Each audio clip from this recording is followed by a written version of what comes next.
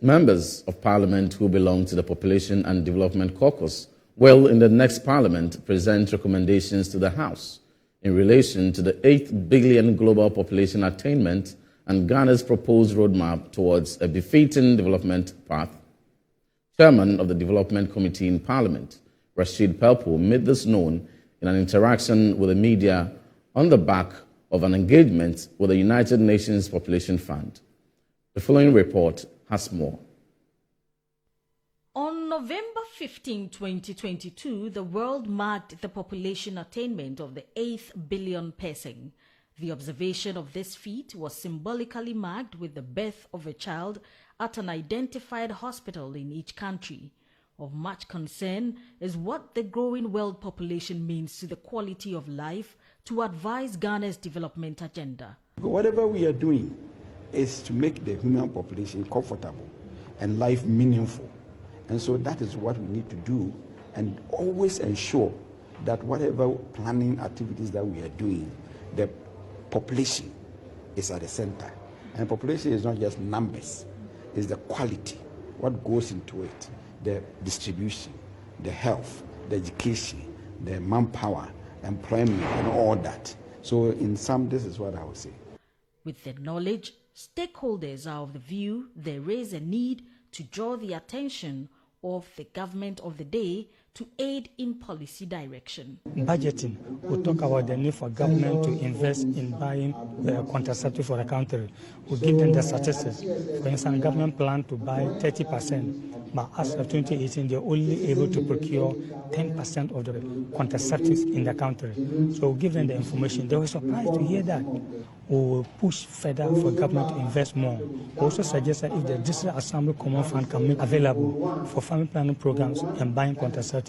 At a two-day engagement with selected members of Parliament in the Population and Development Committees, Chairman of the Development Committee, Rashid Pelpo, reiterated the importance of such dialogues with stakeholders such as the UNFPA and academia. Up to date.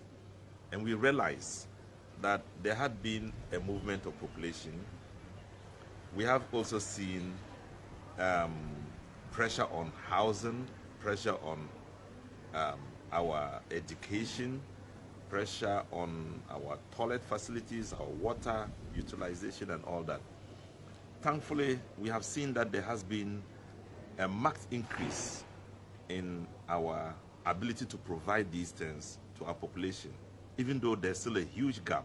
Available data from the Regional Institute for Population Studies, RIPS, at the University of Ghana show the population dynamics of the country suggest there is a youth bulge where majority of adolescents within the bracket do not yet work or provide meaningful revenue, but rather are being catered for by the state and senior citizens. In this regard, some members of Parliament believe policymakers have much work to do to help in skill acquisition for the youth. My curiosity is whether what academia is doing, what the UN agencies are doing, and other CSOs, whether lawmakers, the executive, are all working with these documents, or is just data that's being collected and left on the shelves? Because really, if indeed we are using the information that they have shared with us today, we should be making more progress than we have made as a country.